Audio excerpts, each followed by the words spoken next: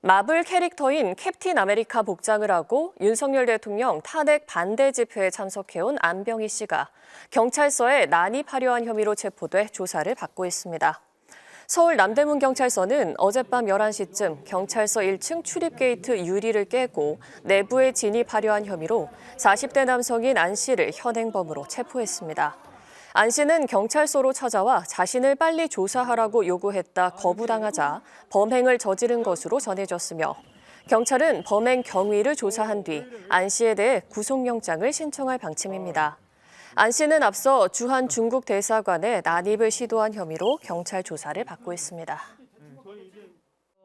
어제 저녁 7시 반쯤 한 남성이 미국 영화사 마블 캐릭터 중 하나인 캡틴 아메리카 복장으로 주한 중국 대사관 앞에 나타났습니다.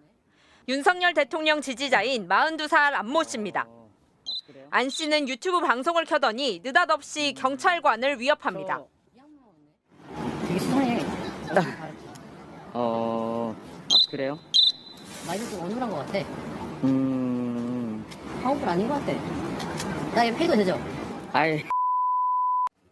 중국인 비하 표현을 쓰며 경찰에게 시비를 걸던 안 씨는 곧장 중국 대사관 안으로 난입하려다 경찰에 체포됐습니다. 안 씨는 불구속으로 풀려난 뒤에도 반성은커녕 자신의 SNS를 통해 사건을 자랑스레 떠벌렸습니다. 대사관 난입을 시도한 건 혐중 여론을 피부로 깨달아보라는 메시지 전달 목적이었다며 원래는 대사관을 테러하려 했다. 중국 정부에 전달이 됐을 것이라고 적었습니다.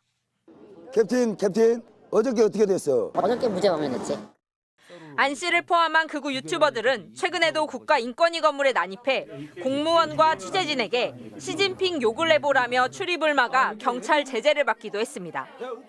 최근 들어 더 격해지고 있는 극우 유튜버들의 반중 혐오 정서. 여기에는 윤석열 대통령의 혐중 발언도 영향을 줬을 것으로 풀이됩니다. 윤 대통령은 계엄의 정당성을 주장하면서 중국을 겨냥한 음모론을 선동의 도구로 활용해왔습니다. 지난달 40일에는 40대 중국인이 드론으로 국정원을 촬영하다 붙잡혔습니다. 선관위 중국인 간첩설 등 음모론에 이어 이제는 물리적 난입 시도까지 벌어지자 중국 대사관은 즉각 유감을 표명했습니다.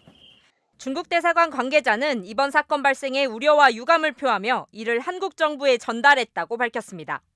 혐오의 수위가 높아질수록 사회적 혼란은 물론 외교적 위기까지도 도래할 수 있다는 우려가 갈수록 커지고 있습니다. MBC 뉴스 신수아입니다. 계엄 옹호 세력들이 부정선거의 결정적 증거로 주장하는 이른바 선거관리위원회 중국인 간첩설. 주한미군이 선관위 연수원에 있던 중국인 간첩 99명을 체포해 오키나와 등으로 압송했다는 내용입니다. 이 의혹을 처음 보도한 인터넷 매체 스카이데일리는 사안에 정통한 미군 소식통에게 확인했다고 했습니다. 선관위가 사실이 아니라고 분명히 밝혔지만 후속 가짜뉴스들이 거침없이 쏟아졌습니다. 중국인 미국으로 압송한 거 100% 팩트입니다. 그런데 최근 한 남성이 자신의 기사에 언급된 미군 소식통이라며 기자와의 통화 녹음을 공개했습니다.